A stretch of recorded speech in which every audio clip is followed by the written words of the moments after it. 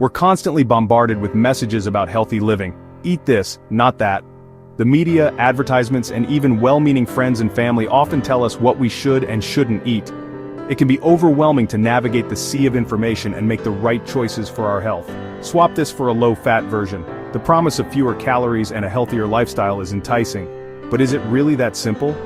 Choose artificial sweeteners over sugar. These alternatives are marketed as a way to enjoy sweetness without the calories. But what are we really trading off? It seems straightforward, right? But what if some of these healthy choices aren't so healthy after all?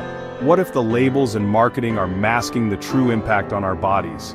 Recent research is raising concerns about the impact of non-caloric sweeteners, like sucralose, on our appetite and brain function.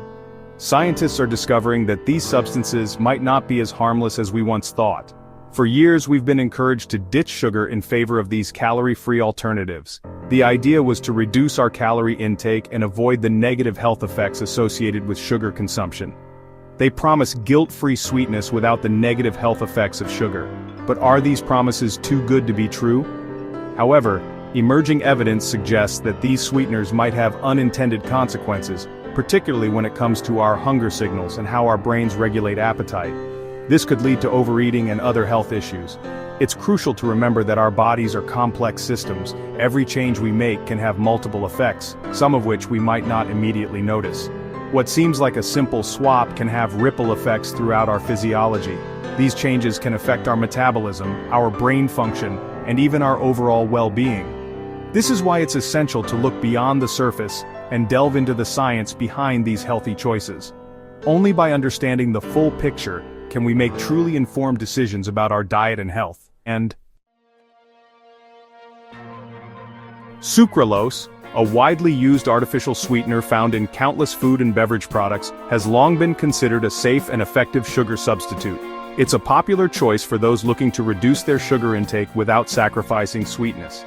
It's hundreds of times sweeter than sugar, meaning only a small amount is needed to achieve the desired sweetness. And because our bodies can't break it down, it doesn't contribute to our calorie intake. This makes it an attractive option for those trying to manage their weight or control their blood sugar levels. Sounds like a dream come true for those watching their weight, right? But there's more to the story. A groundbreaking 2025 study published in a leading nutrition journal has thrown a wrench into the works, challenging the long-held beliefs about sucralose. This randomized crossover trial, involving 75 young adults, revealed a surprising side effect of sucralose. It can actually increase feelings of hunger. Even more concerning, the study showed that sucralose affects brain activity in areas responsible for appetite regulation, specifically the hypothalamus. This part of the brain plays a crucial role in controlling hunger and satiety.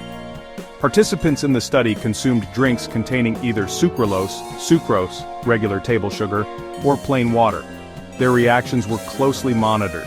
Researchers then used brain imaging techniques to monitor activity in different regions of the brain. The results were striking, showing significant differences in how the brain responded to sucralose compared to sugar and water. To understand the significance of these findings, we need to delve into the crucial role the hypothalamus plays in regulating our appetite. This small but mighty region in the brain acts as our internal hunger control center. It receives signals from our gut, hormones, and other parts of the brain, letting us know when we're hungry and when we're full. When we consume sugar, our bodies recognize it as an energy source. This triggers a cascade of hormonal responses, including the release of insulin, which helps our cells absorb glucose from the bloodstream.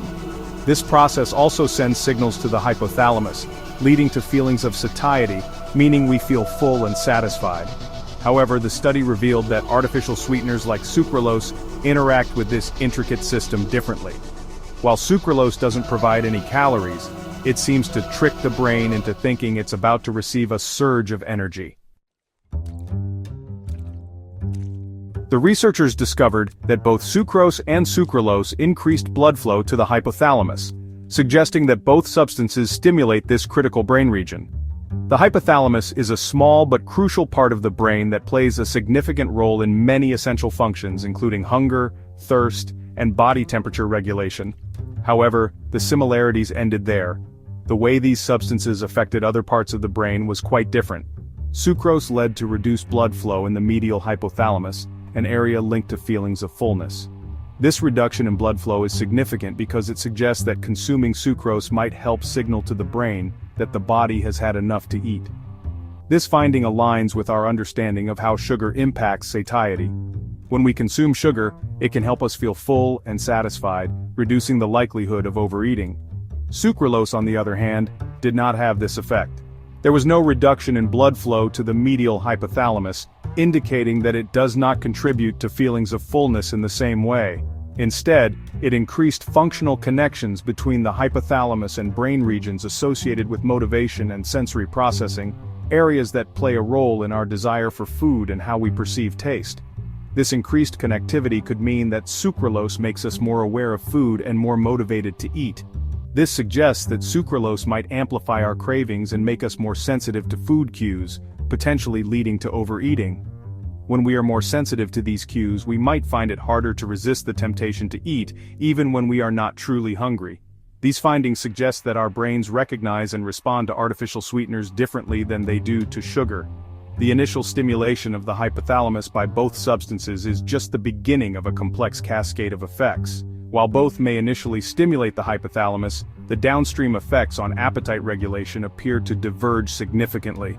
This divergence highlights the importance of understanding how different sweeteners can uniquely impact our brain and behavior. The implications of this research are far-reaching, especially for individuals who rely on artificial sweeteners to manage their weight or control their calorie intake. The study's findings challenge the long-held assumption that swapping sugar for non-caloric sweeteners is a foolproof strategy for weight loss. If consuming sucralose can increase hunger signals and potentially disrupt the brain's ability to regulate appetite effectively, it could lead to increased food consumption and, paradoxically, weight gain. This is particularly concerning considering the widespread use of artificial sweeteners in diet drinks, low-calorie snacks, and even some healthy food products.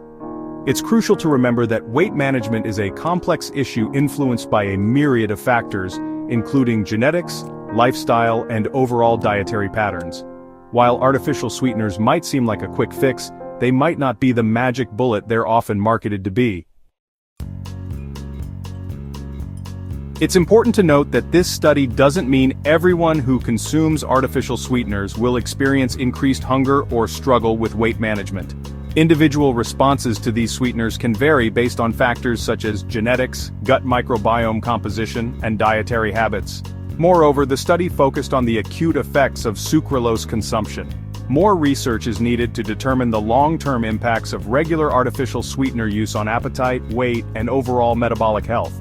However, this study serves as a crucial reminder that our understanding of artificial sweeteners is still evolving. We cannot assume that just because something is calorie-free, it has no impact on our bodies or our health. It's also essential to approach these findings with a balanced perspective. Headlines screaming "artificial sweeteners cause weight gain" are often oversimplifications of complex scientific research. This study doesn't prove a direct cause and effect relationship between sucralose consumption and weight gain. What this research does highlight is the need for more research into the long-term effects of artificial sweeteners and their potential impact on our health. It also underscores the importance of considering the bigger picture when making dietary choices. Rather than focusing solely on calorie restriction, we should prioritize whole, unprocessed foods that provide our bodies with the nutrients they need to function optimally. So what does this mean for you? Should you banish all artificial sweeteners from your diet? The decision ultimately comes down to personal choice and individual health goals. If you're concerned about the potential impact of artificial sweeteners on your appetite or weight, it might be worth reducing your intake or opting for natural sweeteners like stevia or monk fruit in moderation. However, the most important takeaway from this research is the need for awareness and informed decision-making. Don't blindly accept marketing claims or assume that something labeled as healthy is inherently good for you. Take the time to learn about the ingredients in your food and beverages, and make choices that align with your overall health goals. Remember, knowledge is power when it comes to your health. This research opens up new avenues for understanding the complex relationship between artificial sweeteners, the brain, and appetite regulation. Future studies should explore the long-term effects of sucralose and other artificial sweeteners on weight, metabolic health, and eating behaviors. Additionally, researchers could investigate whether individual factors, such as genetics or gut microbiome composition, influence how people respond to artificial sweeteners. This personalized approach to nutrition could help tailor dietary recommendations and potentially mitigate any negative effects of artificial sweeteners in susceptible individuals. The quest for the perfect sugar substitute continues, but this study serves as a potent reminder that there are no quick fixes when it comes to health. By staying informed and making conscious choices, we can navigate the ever-evolving landscape of nutrition and strive for a healthier, more balanced lifestyle.